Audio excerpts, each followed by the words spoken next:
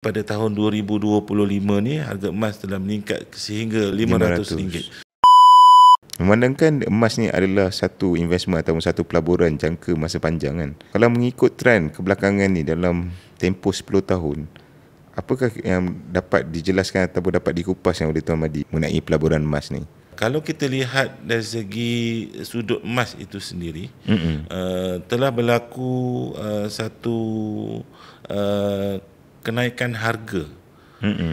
Maknanya kalau kita lihat berlaku dalam masa 10 tahun, emas telah meningkat sekurang-kurangnya 10% setahun. Jadi kalau kata contoh, pada tahun 2015 harga emas 1 gram sekitar RM150. Jadi pada tahun 2025 ni harga emas telah meningkat sehingga RM500. Satu perubahan yang agak ketara berbanding dengan nilai duit kita ataupun nilai wang fiat, yang mana RM10 15 tahun yang lalu dari segi nilainya mungkin sudah berkurang pada untuk tahun 2025 ni lah.